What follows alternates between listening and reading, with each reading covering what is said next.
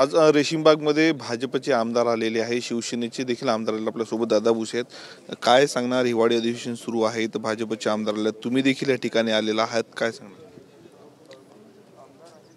आपल्याला माहिती आहे की हिंदू हृदय सम्राट शिवसेना प्रमुख माननीय बाळासाहेब ठाकरे साहेबांनी हिंदुत्वाचे राष्ट्रीयत्वाचे विचार तमाम शिवसैनिकांना त्या ठिकाणी दिलेले आहेत.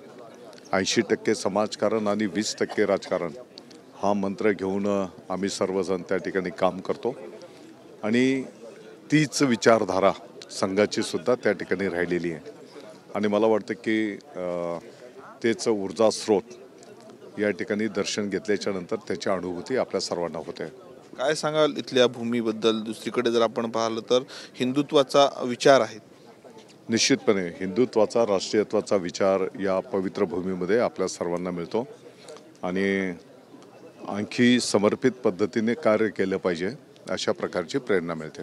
दिघे साहेबांचं देखील हिंदुत्व आहे. धर्मवीर आनंदजी दिघे साहेबांनी हिंदू हृदय सम्राट शिवसेना प्रमुख माननीय बाळासाहेब ठाकरे साहेबांना अपेक्षित असलेलं कार्य समर्पित पद्धतीने पुढे नेलं आहे. अगदी दिवसाच्या 24 तासांच्या पैकी 20-20 तास जनसेवेचं व्रत त्यांनी स्वीकारलं. जनसेवेसाठी ते अव्ययित राहिले.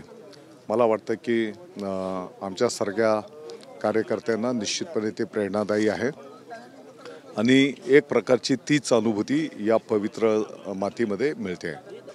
महायुतीचं सरकार आहे, 2 पक्षाचे आमदार या ठिकाणी पोहोचलेले आहेत, पण अजितदादा येतील की नाही याकडे सर्वांचं लक्ष आहे. मागील वर्षी देखील ते आले. मला वाटतं की हा ज्याच्या त्याच्या विचारांचा विषय आहे. आम्ही काय करतो आहोत याकडे आम्ही लक्ष दिलं पाहिजे.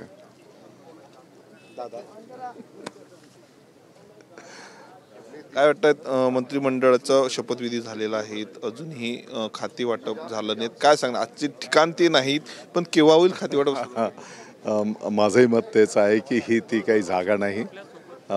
या ठिकाणी देशाचा हिंदुत्वाचा विचार केला जातो, त्याच्या पलीकडचे ते विषय आहेत.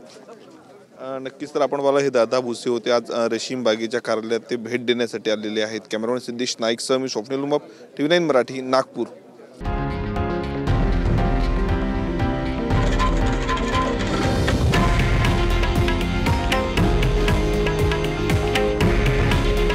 हे आहे देशातील नंबर 1 न्यूज नेटवर्क आणि आपण पाहत आहात TV9 मराठी. काळजी तुमची, हित महाराष्ट्राचं.